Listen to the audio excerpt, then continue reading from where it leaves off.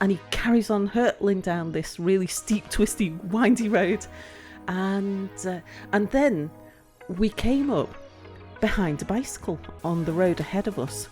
The guy on the bicycle turns around and points a gun at the taxi. Now, I'm British. I don't see guns every day.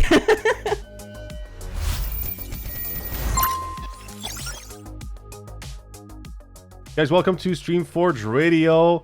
Today, our guest had an awesome and diverse career path, having tried her hand at everything before falling into passion with digital entertainment. She's now a full-time Twitch streamer who is dominating her niche in colony management style games, with 10,000 supporters across the internet who loves her for her chill yet jovial personality. I am happy to welcome Salford Sal to Streamforge Radio. Welcome, Sal. Hello, thank you for having me here. It's lovely to be here. Super excited to have you. You know, we're talking just before starting this episode about Dwarf Fortress being kind of like your number one game. So my understanding, I've never played it, but my understanding is that it's based on Lord of the Rings, like lore and universe. I mean, it's got dwarves, it's got elves, it's got trolls in it, that sort of thing. The special thing about Dwarf Fortress is its incredible depth. It's a story generator. It's difficult to understand the depth without playing it, but you have it's two games in one. You're playing a game that is something a bit like RimWorld. You're managing your colony. There's bad things happening. There's dwarves going insane. You're trying to keep them in beer. Goblins are attacking you. You're playing a game like that. The AI is playing a game that is something more like Crusader Kings. So there'll be maybe 250,000 people in the world. And those people are each individually being played by the AI. So every single individual person in the world has their own history, their own goals. They'll be born in some little hamlet somewhere. Some of them will just become farmers, some of them will become adventurers, some will go off and slay dragons, others will be kidnapped by goblins, meet the love of their life there. The love of their life will murder somebody and then get murdered themselves, and then their love will then slay the murderer, will then get into a second marriage, have his wife killed at the altar, will write a book called The Sorrows of Marriage, and then that book will turn up in your fortress. All of this is going on off camera. Really? And that's just happening in the background. And that's real. You're not messing with us. Okay. No, okay. That's a story I actually uncovered. So that's the long answer. The short answer would it be, it's not Lord of the Rings related, but it's basically the same type of a universe? Similar sort of universe. Yeah. Or at least there's the same kinds of creatures inhabiting that universe. Same sort of magical basis to it. Right. So are you a Lord of the Ring fan? I certainly enjoy Lord of the Rings. I wouldn't say that I'm so much of a fan that I would get any references to Lord of the Rings. The lore is quite deep, but to understand the whole universe.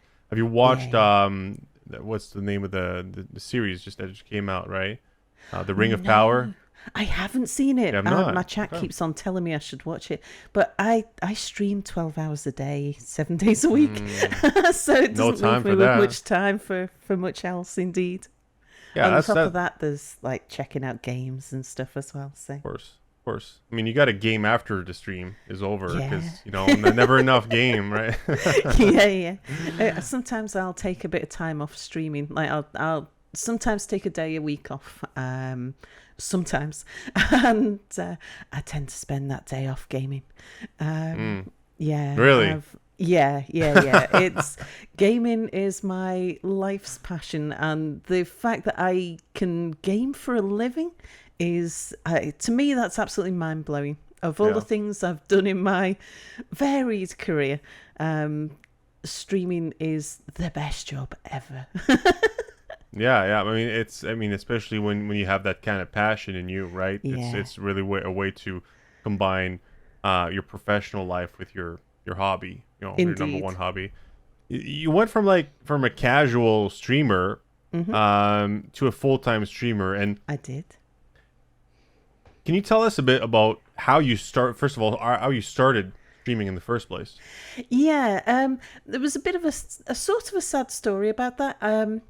I had a friend who had lung cancer for the longest time, and he was the kind of person who was always going to choose his own time and his own way out. And I got news that he had sadly committed suicide. And I was on my way to his funeral. So it was it was sad, but it wasn't terribly unexpected. He'd been living in pain for more than 10 years at this point.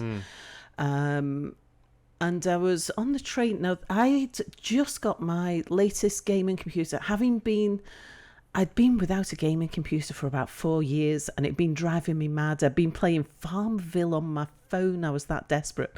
It was that time, huh? Yeah, it was a bad time. It was a bleak time without a gaming computer. I'd burnt out my previous one. It'd take me 4 years to save up for a decent computer. Right. And when I'd spec'd out my computer, I'd gone through a checklist of like different components and things, and this is in 2014. And some of the questions on the checklist were like, are you going to stream? And I was like, no interest. Are you going to do multiplayer? No interest. Are you going to be recording anything? No interest. Don't even know how to. I want to sit in my spare bedroom with the curtains closed, and I want to sit and play Space Engineers. Oh, okay. that was the thing. It was like a checklist, like a pre-made checklist online that you found to help you build your computer. Gotcha. Exactly. Yeah. So I was doing a custom-built computer, and so that was my mindset. For me, it was all about escapism. It was shutting the world out. I had to spend time every day talking to people in an office. I wanted to come home and lock myself away in my own little world and play Space Engineers. That was the thing for me. But then I was on a train journey going to my friend's funeral, and this is about a week after my computer had arrived, and I'd been playing Space Engineers obsessively. And I was back into gaming after all this time. The only thing that was on my mind was gaming. So I sat on the train for an hour, and I was reading, like playing with my phone. The only thing I was interested in was the gaming news. And I was reading an interview with a journalist that was talking about how he felt that people should listen more to what games journalists have got to say, and they should listen less to what sites like Metacritic have got to say. And the devs are paying far too much interest to what Metacritic have got to say. And it's because people are buying things based on the Metacritic score, and game buyers should think more about that. And I was thinking, that's not what happens in my community. It's like in my community, people go and watch like Let's Plays on YouTube, or you go on Twitch and you watch, if you're interested in a game, you go watch what people are playing. And I was having this internal monologue with myself, and of course I was in quite a pensive mood because of the circumstances. Right.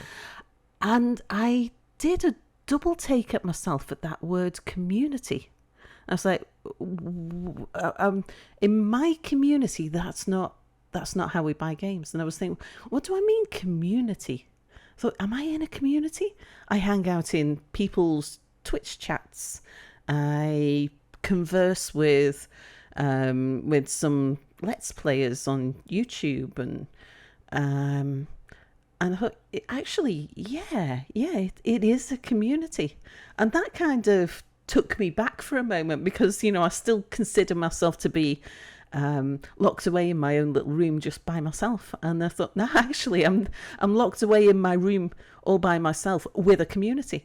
There's multiple Sals, across the world, locked up in their rooms, talking to each other. Yeah. Indeed, yeah. And I thought, well, if I'm part of a community, then do I want to be like? Am I an active member of a community? Do I want to be an active member of a community? I thought, no, if anything, I'm a passive member. And if I'm going to be part of a community, I'm usually an active member of a community. I thought, what does that even mean to be an active member of a community? And this was kind of ticking away at the back of my mind the whole way through, like the funeral service and that. And as I was making my way home from the funeral, it kind of churned its way around in my mind, and I'd realised that it wasn't just the community of viewers that I wanted to be an active member of. It was actually, it was the community of content creators that I was on the periphery of, that I wanted to be a more active member of. And I thought, well, the only way that I can be an active member of this community is to be a content creator. That's how you're active.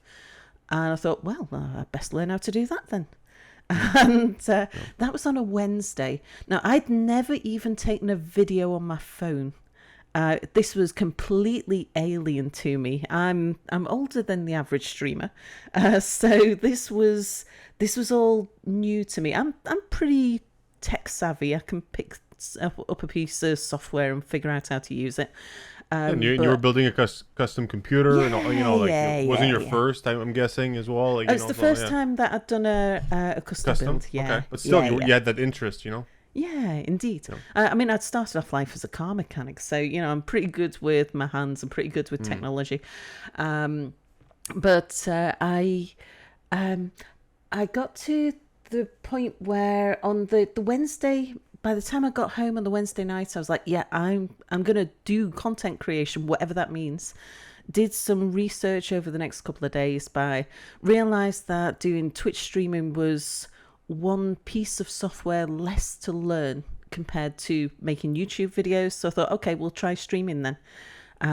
Did all the setup on the Saturday, because I had work Thursday, Friday. Did the setup on the Saturday, did my first stream on the Sunday.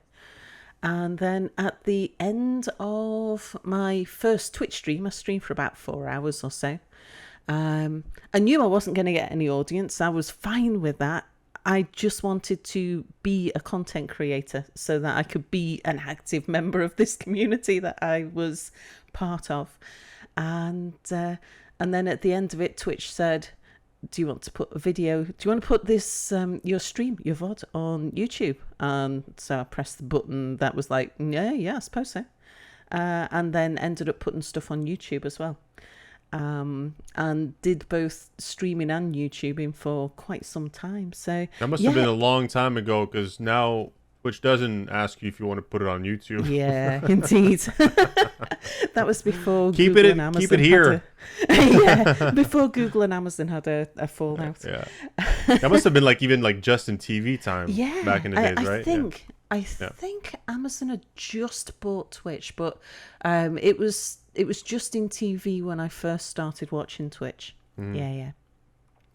Then I was just, I would stream every Sunday. I would make I'd stream for a few hours doing Space Engineers, and then I started doing Prison Architect, and then I started playing Banished, and then I got into the mindset of, I'm doing this to make videos for YouTube. So it didn't matter that there was nobody watching. And then one day somebody turned up in chat, and I was like, whoa, there's somebody talking to me in chat. Damn it, I'm making a YouTube video here. Yeah. But yeah, then I started got into talking to chat. And now, these days, I love my chat. Chat are just great. I've got a more mature audience. Chat keep on trying to prove me wrong on that point.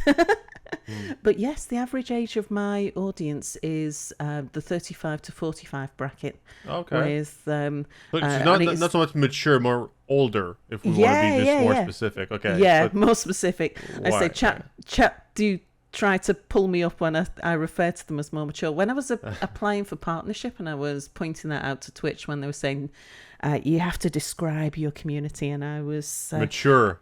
Yeah, I explained to chat what I'd said about them. I explained like mature, a more mature than average audience, and chat have been like trying to prove me wrong about that ever since. It sucks though. Like you're like 35 and you're being called mature and old, and you're like, hey, got my life ahead of me. At 35, you would be the younger end of my audience. Yeah. So yeah, 35 to 45 is the most populous age sector. Then it's the 45 to 55. Then it's the 25 to 35. So my audience skews towards the older end. No. I also and I have no idea why I attract the people I do, but we've got a really lovely supportive community of people. There's a lot of people in my Twitch community that have various mental health or social issues. Social anxiety is a big thing within my community. We've got a lot of people in the trans community as well, and there's something really lovely about seeing people who struggle to be themselves in everyday life, talking to each other in such a relaxed fashion. So seeing like two trans women discussing the issues that they have with bras and just how uncomfortable a bra is to wear, there's something lovely about that openness and safe space that people feel to like discuss their issues. We do run a community of escapism. We steer away from the problems in the world. It's like there's plenty of places to go and experience the problems in the world, but individual problems that people are facing, it's a safe space to come and discuss them. But largely, people are laughing at me derping in games or being my eyes as I'm doing something that's in depth or complex. I get a bit sweaty, try hard at times. Yeah, I'm not sure what the literal definition of community is, but in my mind, the way I see it is a representation of what you're mentioning here. Is a group of people that have, similar interests, I guess, and that share their interests within that group, and for me, it does become a safe space, because typically if you go to a party, right, like an IRL party, you're talking to the person. Now I'm talking as myself, which I can be both an introvert and outrovert. Yeah, you believe that? I know that. I understand that. So, but I won't necessarily know what the person likes, what I can talk about. So it's a bit, it can create anxiety in people, not being sure what they can or should be talking about, and inquiring about the other person's interests and all that. When you're in a community, you already have that connection, you already know that you do have some things in common, and you can start a conversation about these topics before talking about bras, right? I'm sure these two individuals have talked about other things together, right? That got them to that point where they can talk about bras openly, right? Yeah, absolutely. So that's the beauty of community. At least that's my definition of the way I see community, is to be able to it's like there's a pre-made connection from the get-go, and guess what? You're the core of that connection, right? Because people get attracted to you. And you mentioned earlier, you're like, I don't know why I attract people of a certain age. I mean, typically, I'm not sure how old you are, and I won't even ask. But what I know is, in my notes here, you started gaming with the ZX Spectrum. That's right. The ZX Spectrum. Yeah. 1980s. Yeah, exactly. So it's,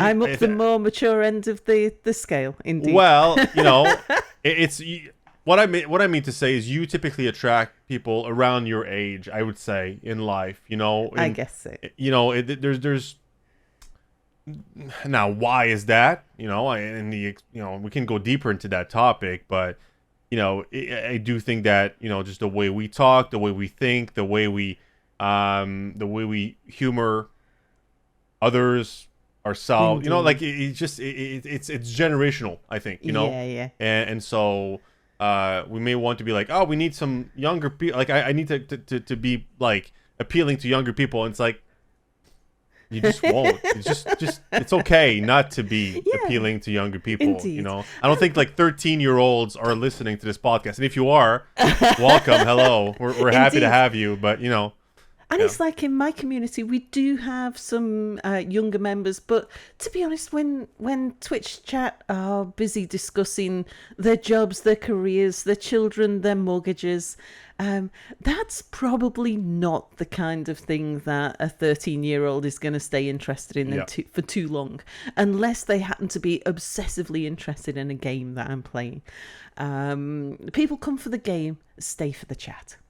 And you mentioned games that to me are appealing to also a slightly older audience, slower paced games, and they're not like we're not first person shooting. Yeah, like it's not we're far from Fortnite here, any of these types of games, right?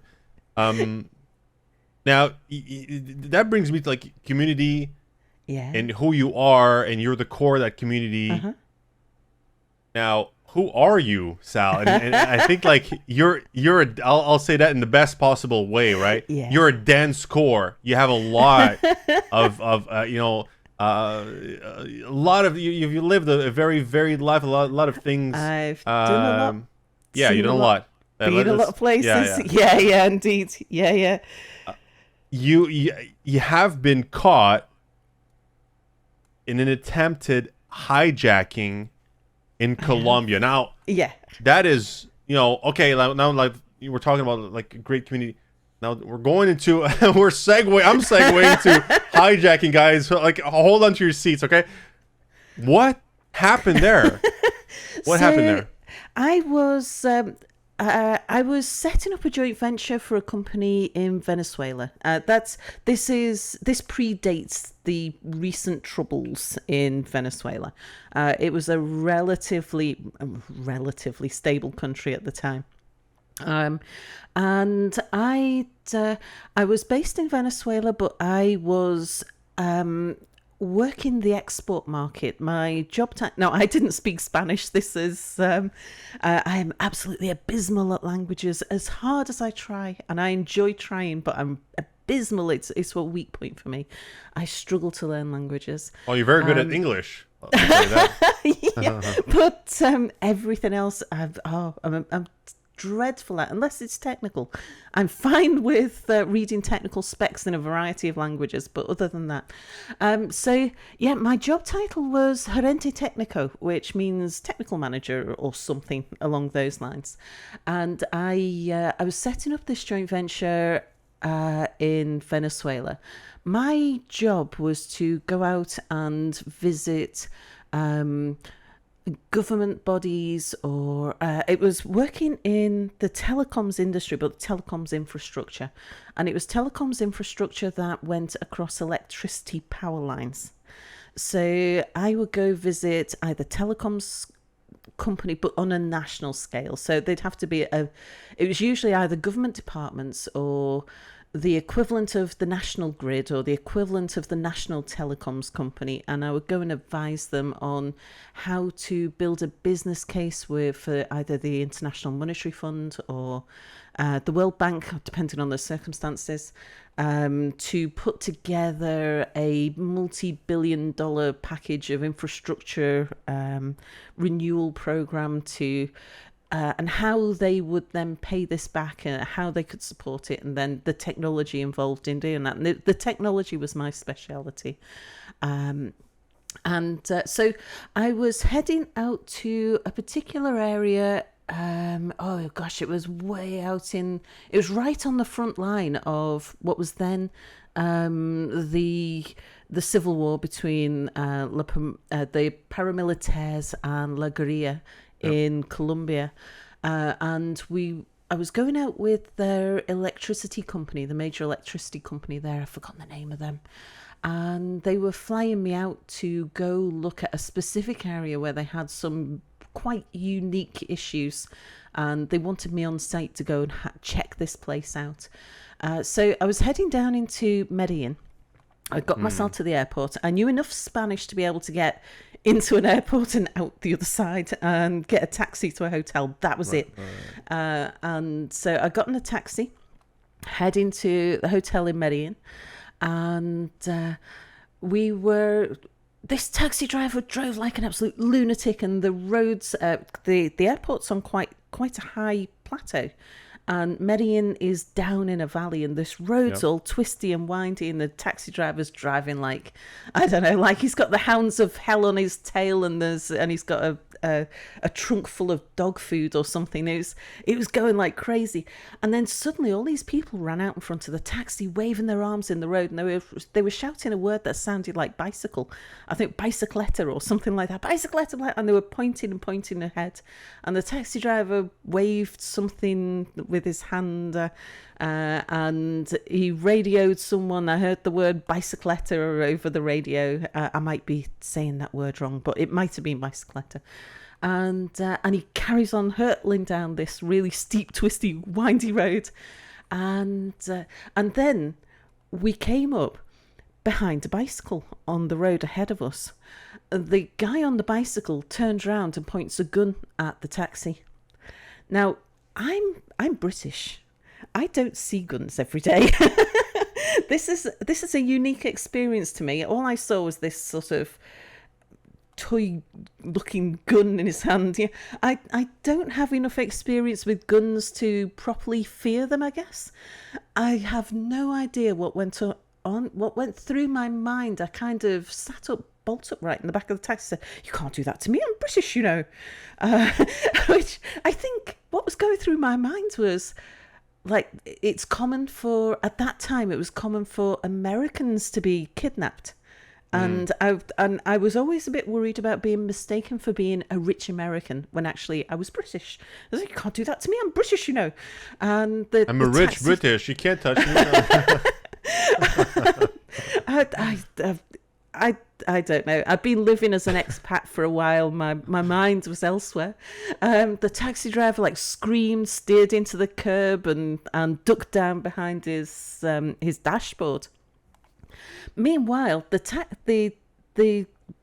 cyclist who was turning around, wasn't watching where he was going, was turning round, facing, like leaning over his shoulder, pointing the gun at the taxi.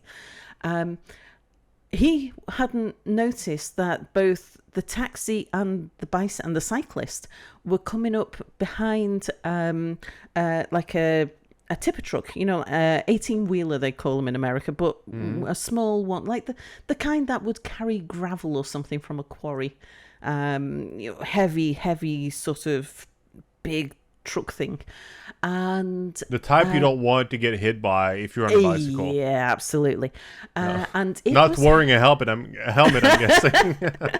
And the truck, because we were going down this steep hill, this truck mustn't have been doing more than 10 miles an hour. And we were, both the taxi and the cyclist had been going faster than that. Anyway, the cyclist crashed into the back of the truck. Because he wasn't watching what he was doing. Yeah. He was facing us in the taxi. Now, the taxi driver at this point, because he screamed and dived down. Yeah? Hold on, Sal. Yeah. So you're saying all this happened while the taxi was moving? Yeah. Oh, that's crazy. So we were driving down the road, cyclist in front of us turns around, points a gun at us. The bicicletta, it's not a bicycle, it's like a bike, right? It's like a motorcycle, is that it? No, we're talking a cyclist. A bicycle. So the guy was bicycling, whatever. Yeah. But beside the taxi with a gun in his hands, pointing at the taxi driver. In front of the taxi. leaning over his shoulder, pointing backwards. Oh, I see. So- oh, wow. So I'm he sorry. wasn't. It's like- Yeah. I'm just now seeing the guy hitting the truck. I'm just like, that must have been a Yeah. great sight for you, though. Hits the truck. Yeah. Truck driver stops, and of course the taxi stopped at this point as well. Cyclist wow. jumps up because of course he's hit the back of a truck. He's not injured. He runs around the front of the truck and hijacks the truck instead. Goes hurtling off with the truck. Now trucks don't go very fast. Meanwhile, the taxi driver is on the radio, radioing. I don't know what, like yammering down the radio, and this strange thing then happened between me and the taxi driver where, despite us not knowing how to speak each other's language, we could totally communicate about this thing that we both experienced. We were both talking to each other, me in English, him in Spanish, the whole way to the hotel about this guy and what had just happened. And we both totally understood what each other was saying. Yeah. Because we'd both just been through this incident. Anyway, I got to the hotel and I was just checking into the hotel when the taxi driver came running into the hotel, like waving his arm, big smile on his face. And he was grabbing his wrists and like simulating handcuffs. And I knew he was telling me that the guy had been caught.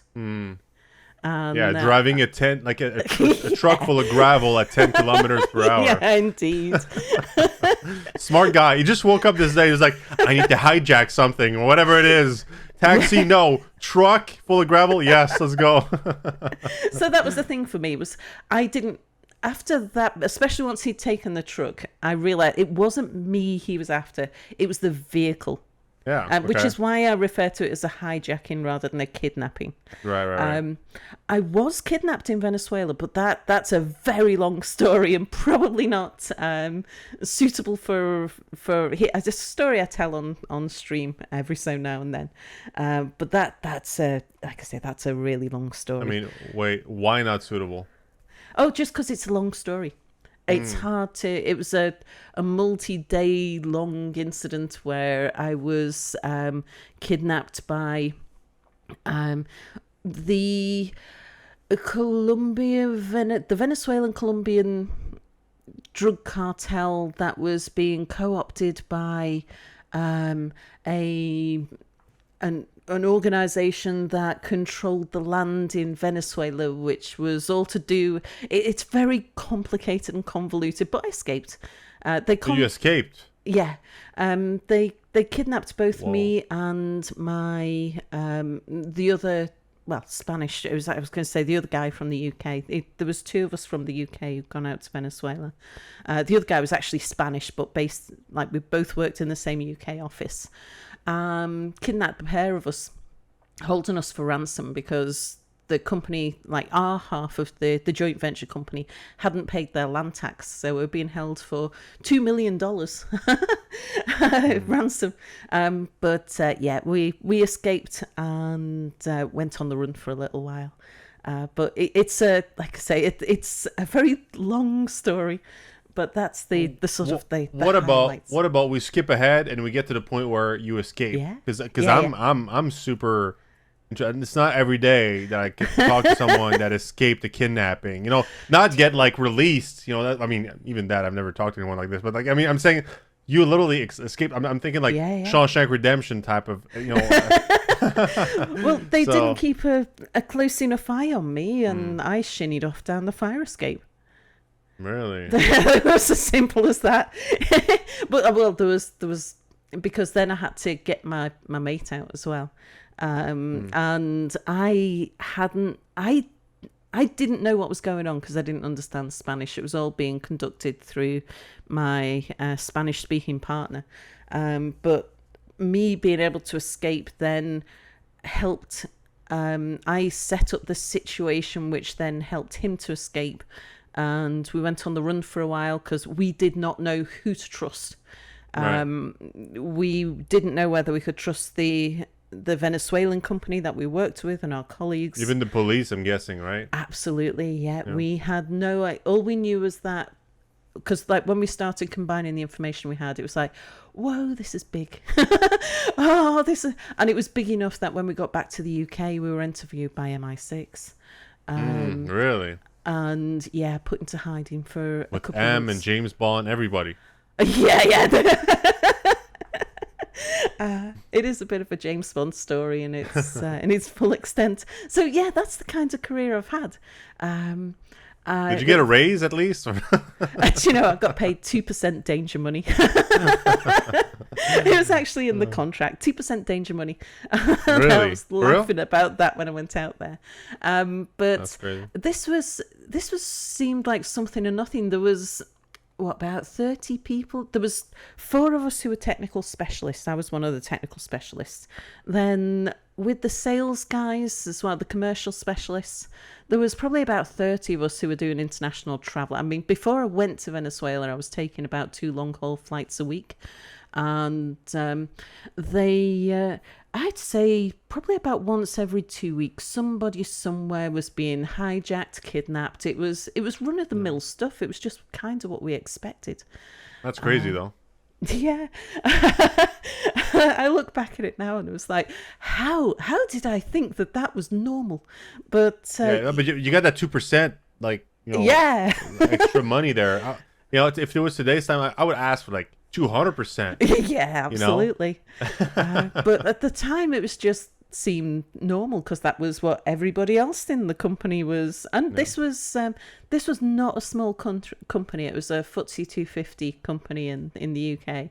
I'm not familiar with that. 4250? What is that? The FTSE 250. So it's like 250. it's the equivalent of, is it the Fortune 500 in America? Sure. Mm-hmm. Well, this is the 250. So one of the top 250 largest companies in the UK. Okay. Yeah. Gotcha. FTSE though. It's very English. Financial Times Stock Exchange, I think it's called. The FTSE. Okay. And pronounced FTSE. FTSE. Yeah. Very nice. I love it. You learn new things every day. I love that, you know. Wow. The FTSE 250. That's great. Yeah.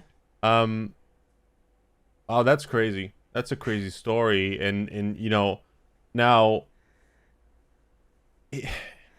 it makes me want to go back to you going basically full time streaming. Like, were you like tired of like getting kidnapped at this point, and you just like might as well just stay in my room and just play games all day? Well, after that, because of the particular people involved in the situation, I was advised by, we put into hiding for a while. I was advised by MI6 that I shouldn't travel internationally for about a year.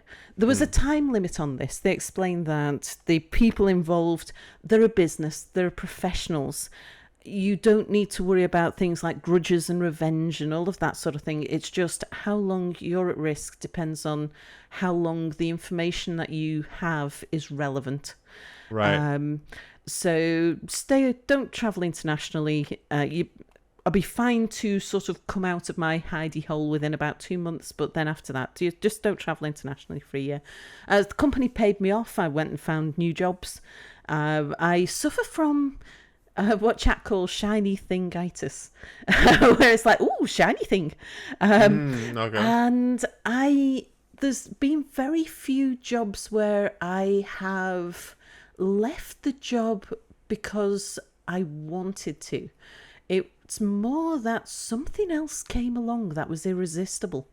Right. And so I, every couple of years or so, there would be something that would just come along, either through the people I interacted with, or one thing or another. Somebody would get in touch with me and say, hey, do you fancy doing a job like this? We're looking for somebody who has some bizarre and random experience with a technical background who can get involved in this bizarre and random thing that you've never heard of before.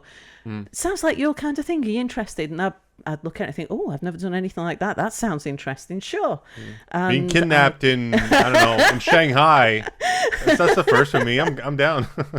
I think the most interesting thing, like I stayed in the telecoms industry for a bit, then I moved into transport. I specialised in transport law for a little while, and then I ended up working as an emergency manager, civil contingencies manager. Sorry. So what I was doing was developing the plans to be able to evacuate cities, or well, it could be a small thing. It was how to arrange an evacuation for something like an old people's home, right through to evacuating the city centre of the largest city in my district, which is Manchester in the UK. Right. I worked with all the local authorities. I got to play I got to play disaster games, which was incredibly fascinating and right up my street, as you can imagine. It was sometimes I'd turn up to these disaster games because I'd be the transport contact. People would turn up in appropriate costume. It's the only way to put it. So, like, the paramedics would turn up in their paramedics outfits. The police would turn up. They'd be in police uniform. The army would turn up. They'd be in fatigues. So we had a really big event once where we had prison officers and these are the sort of the emergency managers for all of their individual units. These are not like policemen on the street. It's the it's the person who's going to be their goal command when something kicks off. They're managing these people. Yeah.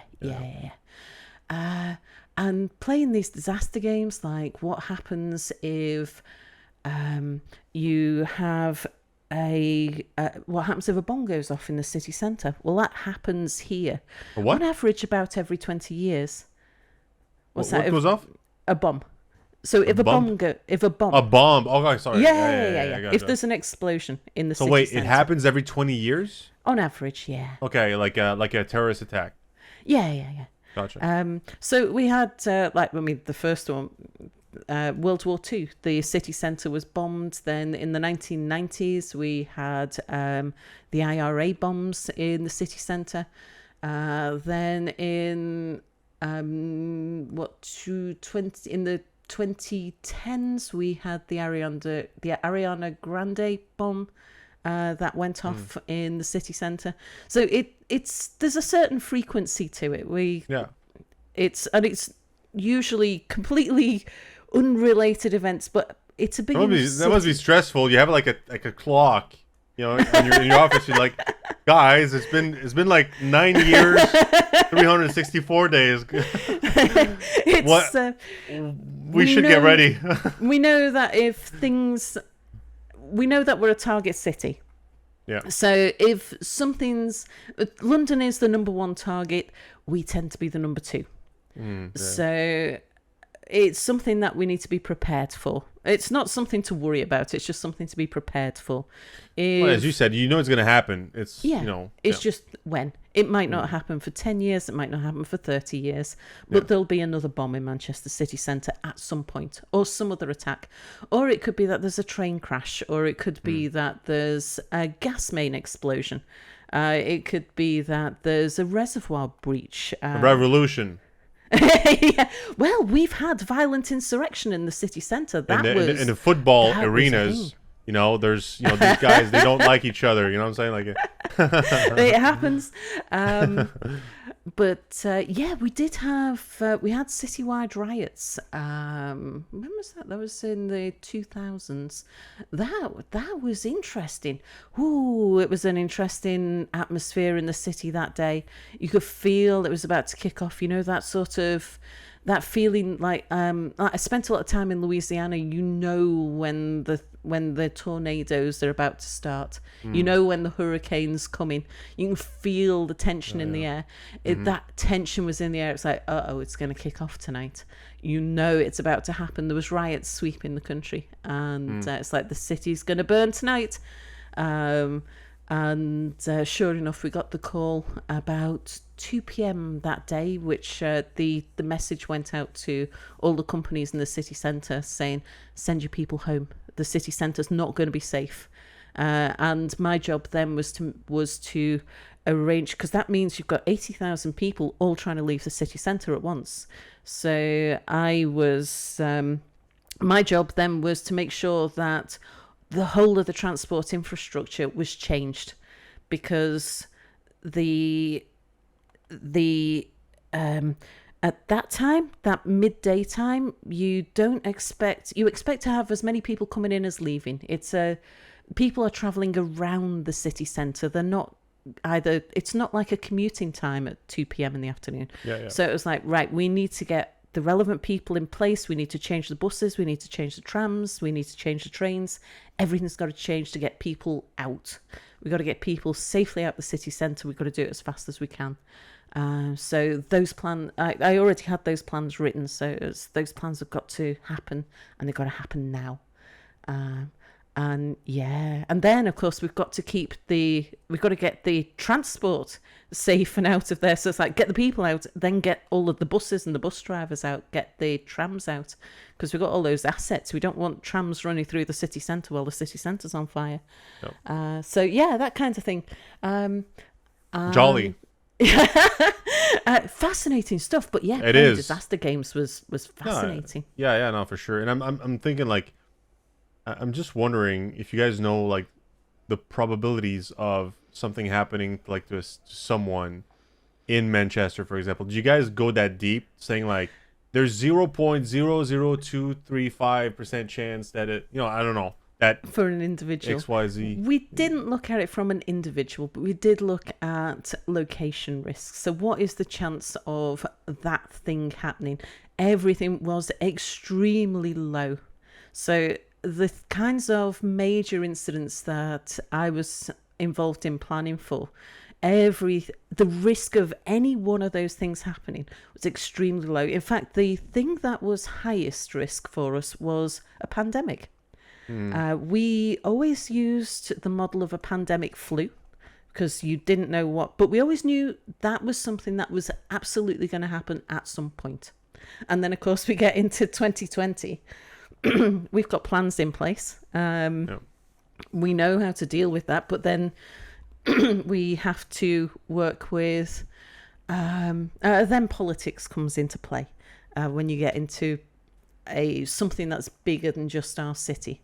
But yeah, our city was prepared. Just well, I mean, this is long after I'd left anyway. That role, I'd moved on to other things by then. I was busy.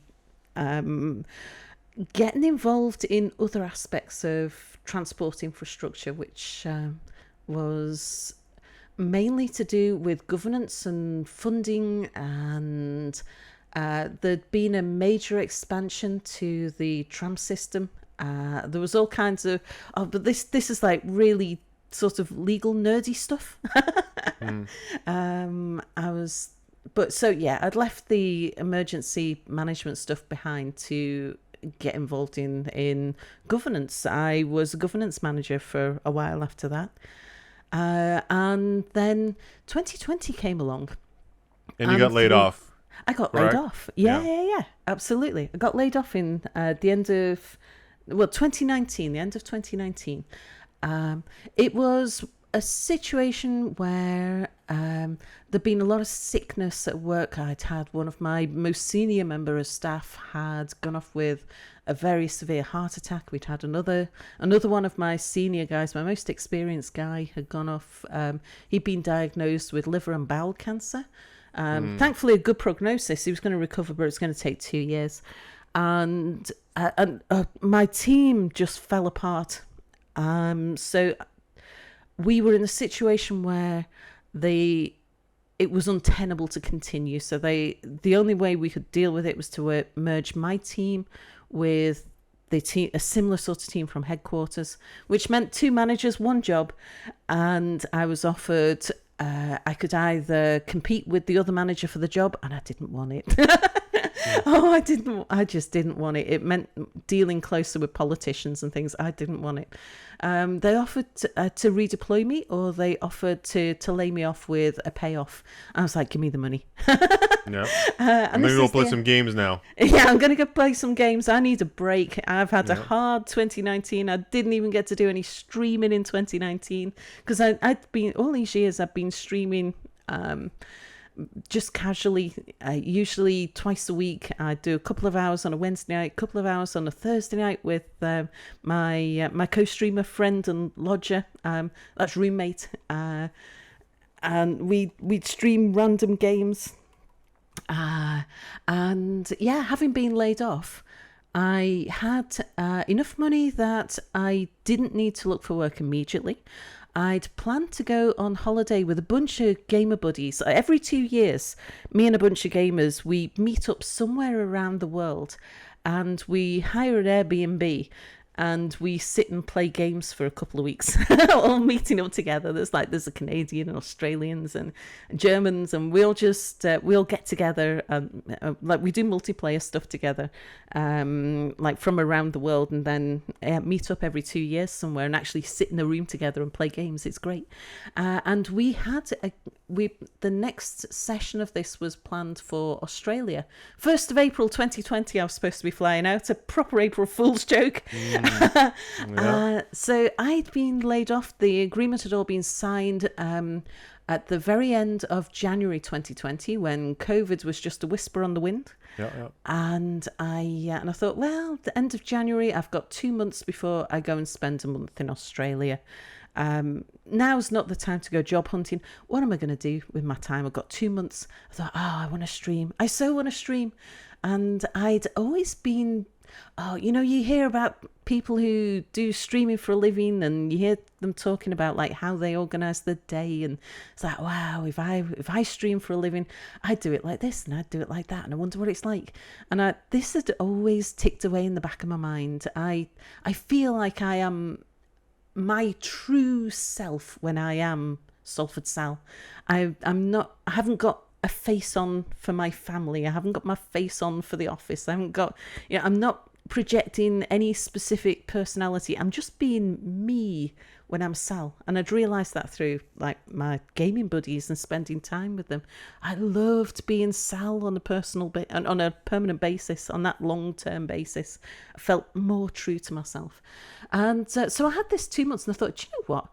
Now that I'm not, I don't have tax issues now that I'm not employed, I can monetize my stream. I can pretend to be a professional streamer. So I had a small audience. I would pull in, I don't know, maybe like 10 people. It would probably peak at 20, but on average, I get 10 people a stream watching, average viewer across the stream. Right. And but that was made up of a core group of maybe 100 people in total that would drop in and out of various streams that we did. And so I told my little community that what was happening. I was being laid off. I got 2 months. Said, I'm going to pretend to be a professional streamer. I'm going to fake it till I make it or I run out of money. In fact, I think it was one of chat who coined that phrase. So you're going to fake it till you make it or run out of cash. I was like, yeah, that's what I'm going to do. But at least until when I come back from holiday in Australia, then I'll go look for a proper job. But we got 2 months of being a professional streamer. You still didn't know the pandemic was going to happen. Right. Yeah, of course. Yeah. And then mid-March, the pandemic hits, the Australian holiday gets cancelled, and then of course it became the responsible thing to do. Since I didn't actually have to go looking for a job, I could still live off my redundancy payout for some time. It could go on for some months. And I was getting a little bit of income from Twitch, which was just prolonging how long it was. I would be able to survive on that. And the responsible thing to do is to stay indoors and carry on pretending to be a professional streamer. And now I'm doing it, and it's actually paying my bills. I'm still doing that there now, and it's the best job I've ever had. Absolutely love it. That's amazing. I mean, I need to know, okay? how much are you making? Because you still have a relatively small audience, right? Yeah. And you come from a background with a lot of like technical knowledge. Yeah. You know, I'm not gonna ask you how much you were paid before, but I'm thinking it may have been more than what you're making now. Oh gosh, yes. Okay. I was probably earning 5 times what I'm earning now. Right. However, So how are you making it work is my question. well, I grew up in a poor family, and even when I was earning 5 times what I'm earning now, I never lived to I never got used to that cash. I was always ready to be poor again. It was like, because I'd grown up poor, and so money was a nice thing, but it was never something I took for granted. So I don't have a car. I don't have car costs. I've got my rent, my electricity, my food.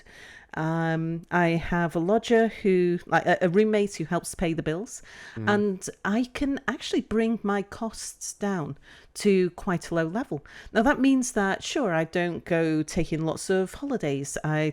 When I was getting paid a lot of cash, I would fly out to Stuttgart for the weekend. I travel a lot, whereas now I stay home because I've got enough to pay the bills. I don't get enough yet to go traveling. Like my ambition is to earn enough that I can go to things like TwitchCon and stuff like that. But Happening right now as we are recording this yeah, episode. indeed. Yeah. But yeah, my audience is growing on average every month. My income is creeping up. It's looking good. Now, a friend a family member who is involved, who set up his own business many years ago. When I told him I was setting up as a business, he was saying, yeah, just bear in mind, so the first year you lose money, the second year you break even, it's going to take you 3 years before you're going to start being able to draw an income from that business. So if you're successful, and of course I like to say, I'm going to stream for a living. Most people are like, yeah, right. And the fact that I've got to the point where I'm actually breaking even, I am making enough money to pay for my costs, is amazing to me. It's like a dream come true. I mean, it's every teenage boy's dream come true for sure. And I think like there's the perception of people watching streams and watching YouTube videos and watching these creators making money and thinking, I can make money too. I can make videos too. Yeah, but you've said it before, and you've said it at the start of this episode. It's everybody can make videos. You know, it's something you can learn to do, right? Yeah. But absolutely. building a community takes time. It does. And that's what you need if you want to make a living. Every single creator out there, every single small, medium, big creator out there is supported by their community. Indeed. And it doesn't matter if you make the best videos in the world. If you don't have a community to support you, you're not going to make any money, you know? And the fact that I've been streaming since 2014, so I already had that ground level of community to build on. Lots of things for me just fell lucky. The fact that I streamed Dwarf Fortress, and Dwarf Fortress had just had a major update. There was more Dwarf Fortress viewers than there was people streaming it. It's such a niche game. I turned up, was like, hey, I can stream Dwarf Fortress 12 hours a day now.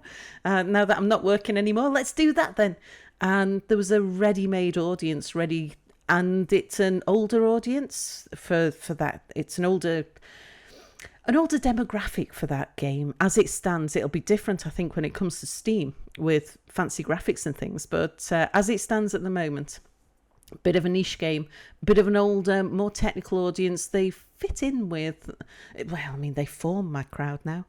And so my audience grew quite rapidly from that average of 10, and then it was an average of 40, then 60, then 100, and these days, depending on what game I'm streaming, Yeah, I'm up to that. I would expect to pull in 100, anywhere between 100 and 150 to 200 average on a stream. So, and it's still going up. It's amazing. Yeah, it's great. And I mean, if guys you've been listening, you may not have noticed that Sal's actually you're not showing your face. You've said before the start of this episode you've never even owned a webcam. No, I've never owned a webcam. Oh. It all comes back to when I started, when I bought my gaming computer back in 2014. That checklist. A webcam was not on the checklist because I was sitting. My plan was single player games, sat in the room, curtains closed, by myself, escapism, playing Space Engineers, building a ship, flying it around the place. That was what I wanted to do.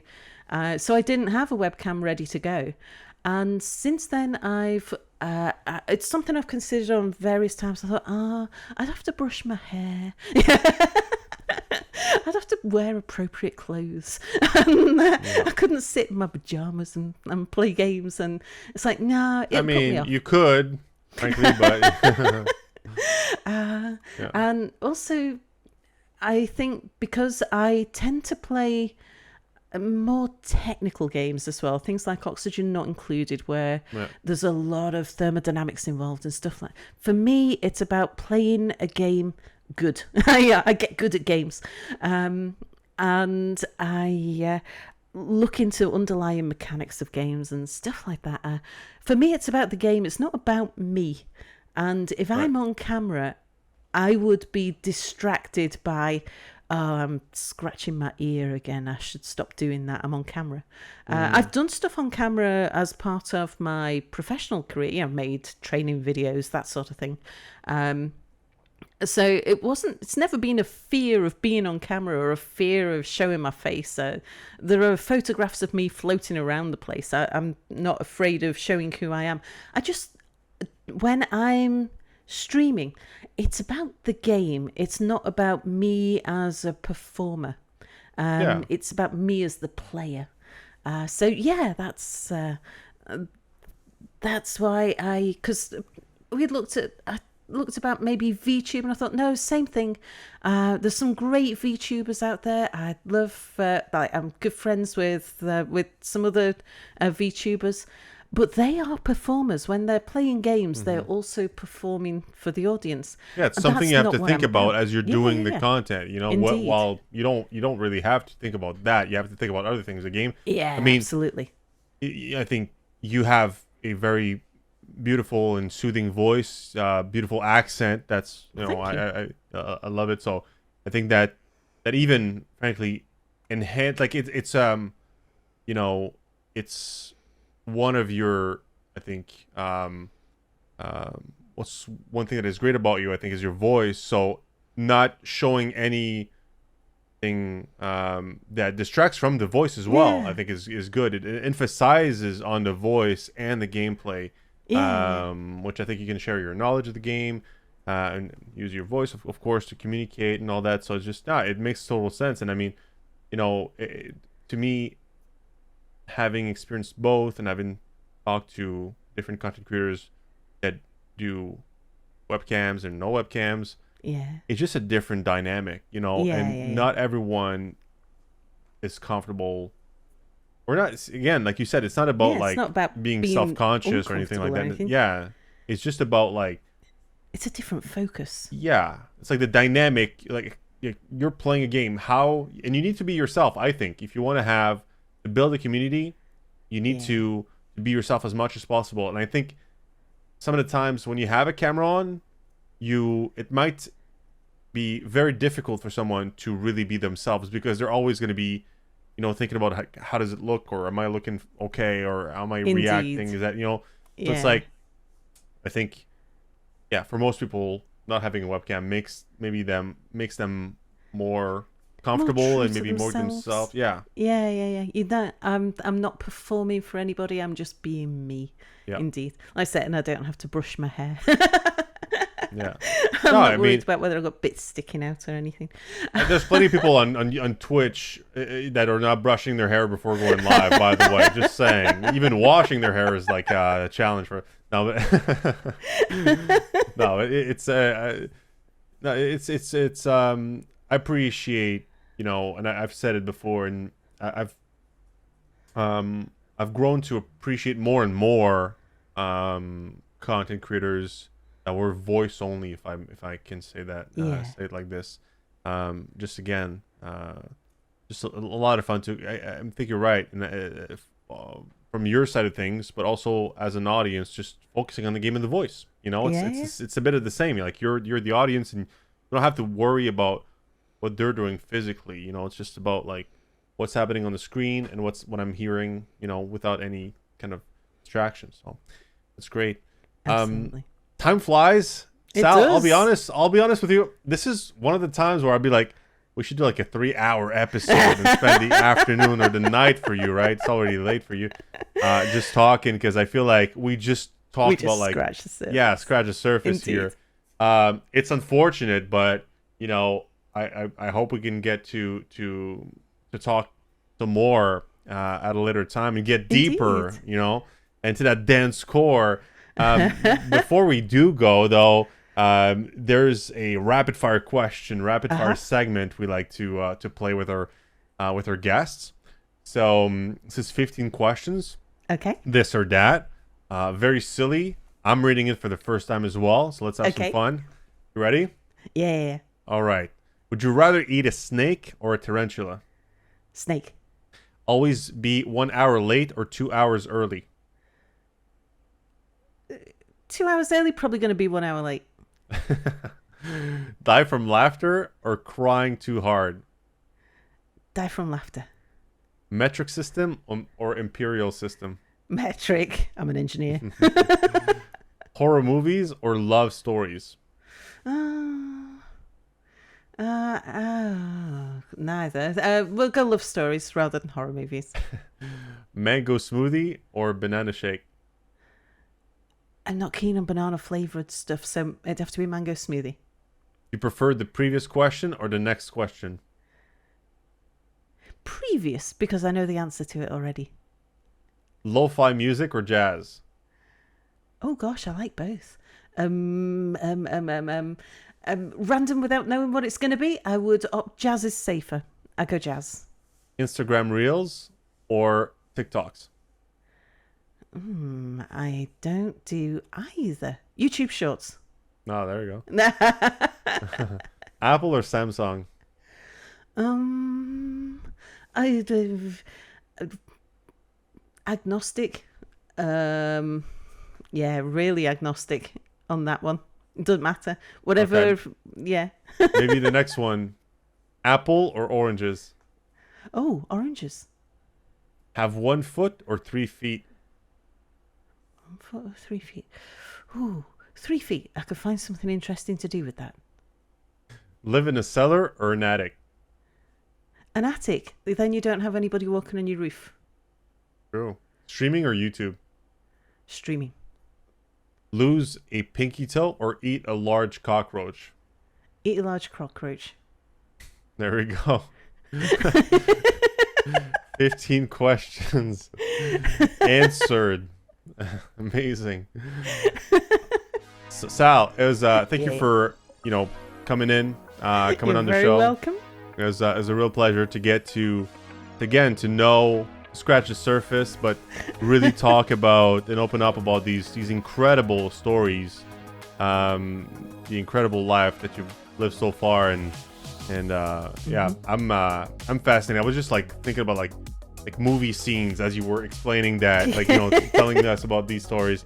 So that's amazing. Sal, thank you, and guys listening, please go check out Salford Sal at twitch.tv/SalfordSal. That's SalFordsal. Can they find you elsewhere? I am on YouTube. I'm dormant on YouTube. I do have Dwarf Fortress videos there. Again, Salford Sal. I do have a Twitter, Salford Sal, but again, dormant there. And my focus is on Twitch. That's where I am. It's where I live. Amazing.